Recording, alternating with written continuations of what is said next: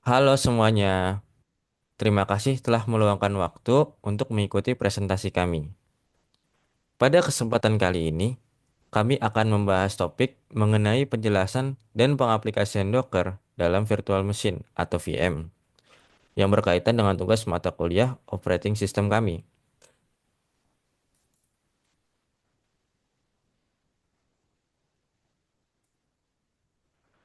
Kelompok kami terdiri dari Bintang Haidar Robbani Pradipayasa, Michael Dimas Kris Pradipta, dan Muhammad Fatan. Kami berharap pembahasan ini dapat memberikan gambaran yang jelas tentang bagaimana Docker dan VM dapat digunakan secara terpisah maupun bersama-sama untuk mendukung pengembangan dan deployment aplikasi.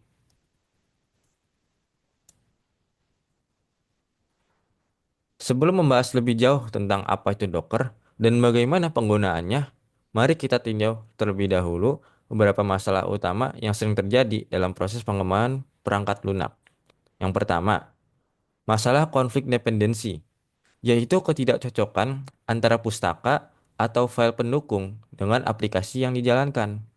Hal ini sering terjadi karena setiap aplikasi atau bahkan versi tertentu memerlukan pustaka dengan spesifikasi yang spesifik pula.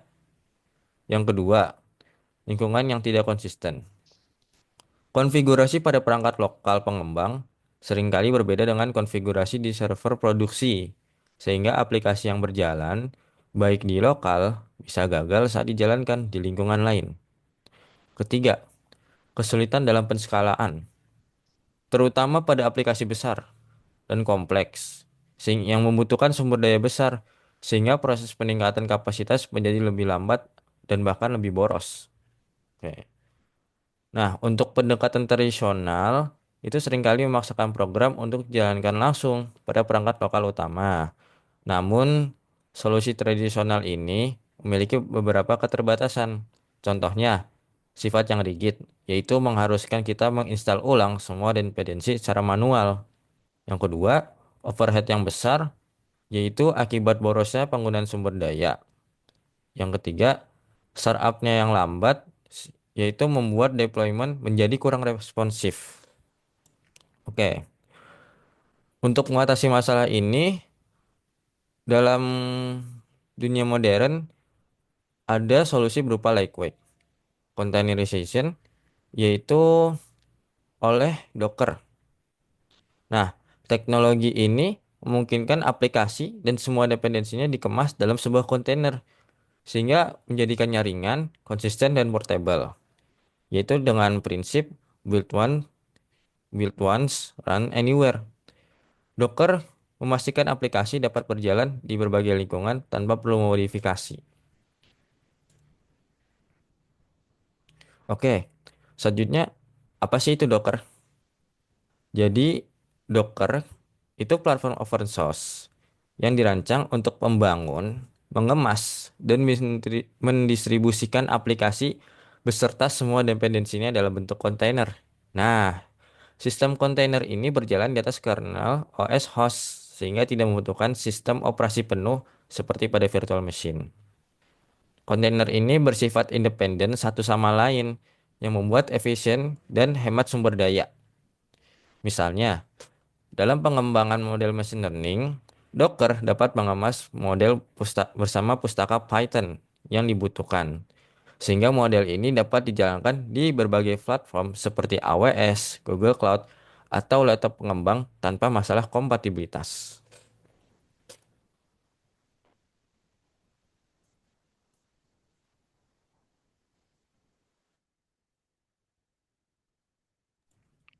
Lanjut pada Dimas. Oke. Nah, saat ngebandingin Docker dengan VM atau virtual machine, ada perbedaan, ada beberapa perbedaan mendasar yang perlu diperhatikan. Pertama, Docker secara untuk virtualisasinya, Docker merupakan teknologi containerization. Nah, jadi berbasis OS host di mana tentu dia lightweight atau lebih ringan. Nah, berarti Docker itu tidak memerlukan sistem operasi penuh untuk setiap instansinya.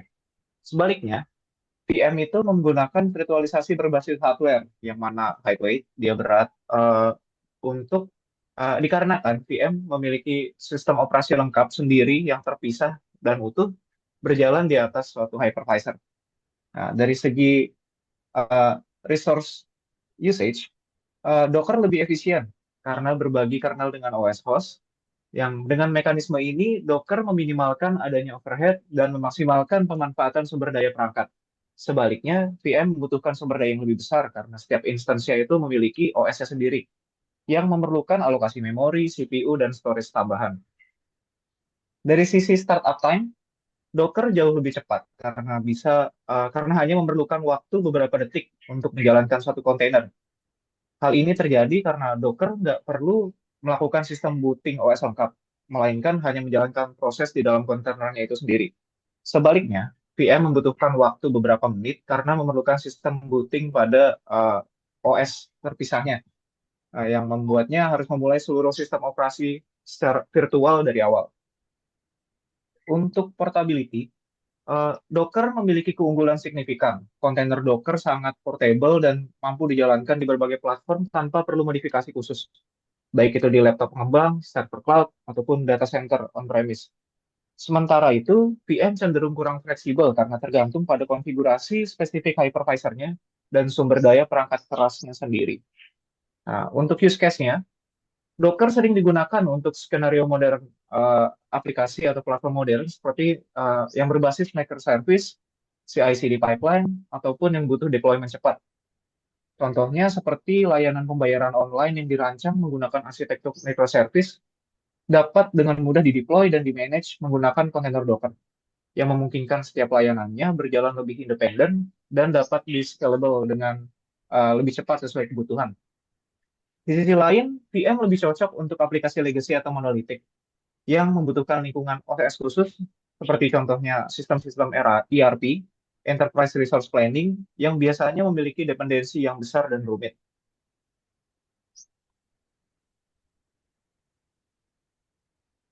Nah, berbicara soal perbandingan tadi, kita masuk dalam bagian kelebihan dan kekurangan dari masing-masing.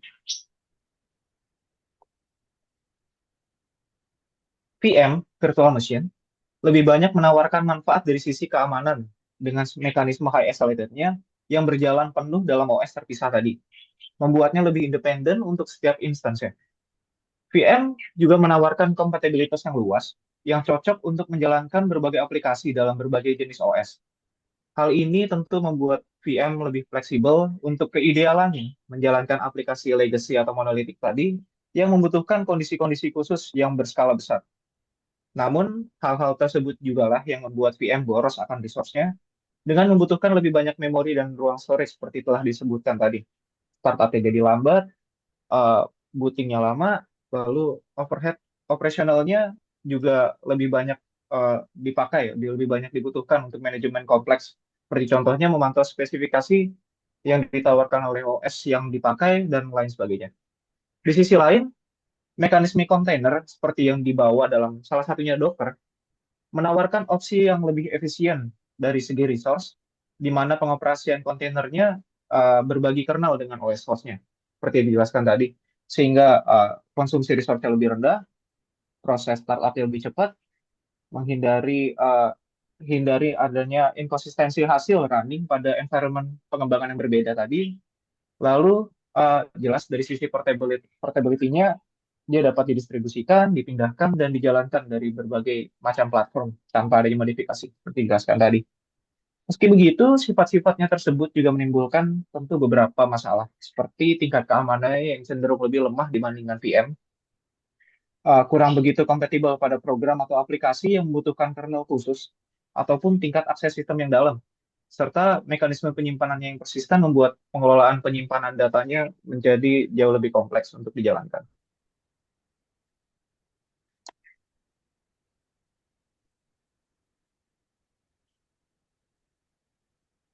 Oke, selanjutnya kita akan melakukan demo untuk pengaplikasian Docker-nya ya. Di sini aku akan mengaplikasikan Docker-nya di dalam suatu virtual machine. Nah, virtual machine digunakan itu cloud base dari AWS EC2. Nah, di sini aku melalui AWS Academy, kita langsung aja ke course-nya, lalu ke modul, lalu kita launch lab-nya.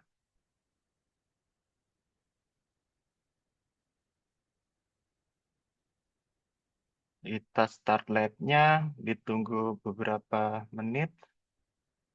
Di sini mungkin aku jelasin, di sini dia akan di-bill sampai $50 ya untuk free trial. Dan dia per sesi itu diberikan waktu kurang lebih 4 jam ya. Kita tunggu aja sampai ini berubah warna hijau nih. Dia udah berwarna hijau, jadi dia udah ready ya untuk dipakai. Jadi langsung aja kita ke tampilan berikutnya. Nah, ini adalah dashboard console home dari AWS-nya. Sini ada banyak sekali, cuma aku fokus ke beberapa hal aja. Di sini kita bisa milih region ya untuk server yang ada. Terus untuk grid menu ini ada berbagai macam service yang ditawarkan oleh AWS ya. Kita akan fokus ke compute dan ke isi itu untuk virtual server in the cloud. Diklik, lalu di sini masuk ke dashboard baru. Di sini dashboard isi itunya. Kita sekarang akan membuat suatu instance ya. Nah, di sini kita langsung aja launch instance. Di sini kita akan kasih nama, misalkan tutor Docker atau tutor dokter Docker deh. Terserah sih, bisa terserah kalian bisa diganti-ganti ya. Terus selanjutnya kita akan milih OS-nya. Ini aku akan pakai Ubuntu dan karena ini sebenarnya bisa dipilih-pilih banyak, cuman karena free trial jadinya ya kita ngikut aja sesuai default. Itu juga bisa ganti arsitekturnya ya, ada yang ARM, kita pakai yang 86. Terus kita bisa pilih instance type, tapi sekali lagi kita akan pakai yang free trial aja, ngikutin. Basically, instance type ini adalah CPU-nya, kita bisa milih CPU yang ada, terus ada berapa gigabyte memori ya, dan lain-lain di sini, bisa dibaca. Terus ini kita ada key pair yang digunakan untuk login ya. Ini kita samakan aja namanya dengan nama kita di awal tuh .docker, terus kita pakai tipenya RSA dan formatnya itu .temp. Ini buat yang open SSH ya. Terus create key pair, nanti dia akan muncul download. Oke. Selanjutnya adalah network setting. Ini nggak usah diganti-ganti sih. Tapi aku untuk kali ini pakainya allow HTTPS dan HTTP untuk biar dia bisa buka web ya. Terus terakhir itu ada configure storage. Ini minimal 8 GB. Sekali lagi ini bisa diganti juga. Tapi untuk free trial ini dia up to 30 GB. Tapi untuk tutorial ini mungkin kita kasih 10 aja. Dan udah di sini kita bisa lihat detail summary-nya di sini ya. Yang udah kita pilih, terus kita langsung launch instant. Ditunggu. Oke, kita langsung view all. Nah, ini ada beberapa instant yang udah aku bikin. Nah, ini kita yang baru tadi bikin ya. Kita langsung aja run atau kita connect lah. Di sini ada beberapa cara. Nah, di sini yang aku bilang ada SSH client ini kita yang pakai tadi ya, key pair-nya tadi yang kita bikin. Tapi untuk biar gak ribet, kita langsung aja instant connect. Dia akan munculin tab baru. Nah, kita tunggu. Nah, ini dia udah jalan ya. Kita udah berhasil masuk ke VM-nya. Nah, sekarang kita akan install Docker dan melakukan eh, jalankan Docker. Di sini kita lihat Docker documentation aja. Karena aku juga jujur nggak begitu apal. Di sini kita bisa copy paste aja. Sudo get update. Terus ini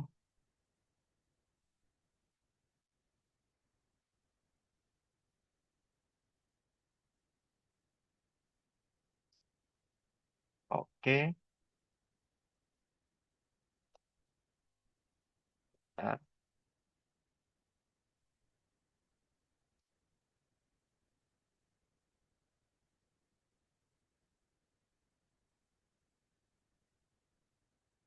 Oke, tunggu aja.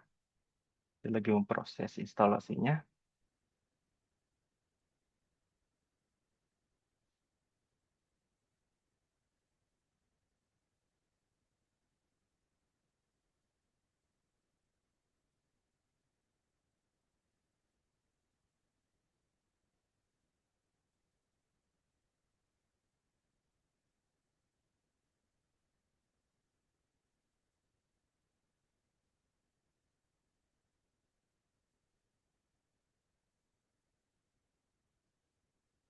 Oke, kita lagi install Dockernya ya.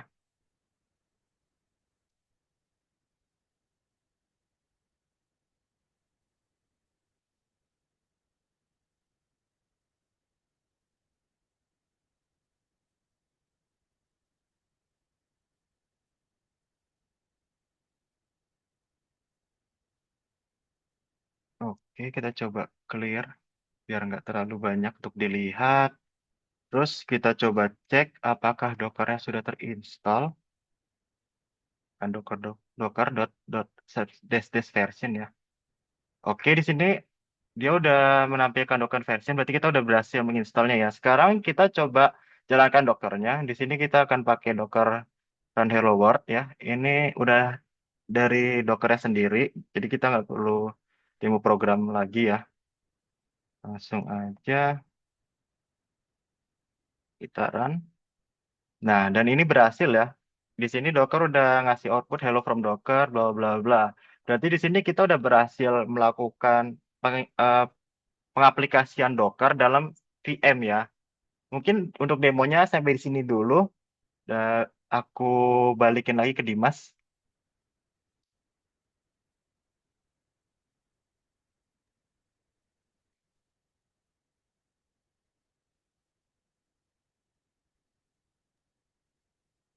Baik, oke. Sebagai kesimpulan dari pembahasan yang dilakukan di video ini oleh kelompok kami ini, bisa diambil kesimpulan bahwa baik containerization dari Docker ataupun mekanisme dari virtual machine VM memiliki kelebihan dan kekurangannya masing-masing yang membuat penggunaannya atau pengaplikasiannya itu dapat disesuaikan pada kondisi tertentu. Seperti halnya Docker dengan mekanisme containerization-nya yang ringan, cepat, dan efisien membuatnya lebih cocok pada aplikasi-aplikasi modern seperti yang berbasis microservice, CI/CD pipeline, ataupun aplikasi yang membutuhkan penskalaan cepat. Nah, contohnya seperti platform-platform yang berbasis software as a service ataupun layanan-layanan streaming. Di sisi lain, VM lebih menawarkan pada sisi keamanan isolasinya yang tinggi, serta fleksibel yang lebih cocok pada aplikasi-aplikasi legacy, aplikasi-aplikasi monolitik yang memang membutuhkan tingkat keamanan ataupun spesifikasi yang tinggi dan rumit, seperti halnya sistem ERP ataupun manajemen database company-company besar. Ada pula opsi untuk menggabungkan keduanya, yang secara konsep ideal untuk kebutuhan hybrid, untuk mendapatkan efisiensi dari containerization Docker, serta keamanan tinggi dari high isolated virtual machine. Opsi ini dirasa cocok seperti pada platform berbasis seperti industri kesehatan ataupun keuangan yang ketat regulasinya, penting dan mutlak keamanannya, urgent untuk lebih efisien, serta memerlukan infrastruktur yang lebih scalable. Sekali lagi, memilih teknologi ataupun metode seperti Docker atau VM perlu disesuaikan dengan kondisi spesifik proyek yang ada untuk tetap mendapatkan efisiensi dan keamanan yang maksimal. Gitu, sekian pembahasan mengenai Docker dalam VM dari kelompok kami. Terima kasih.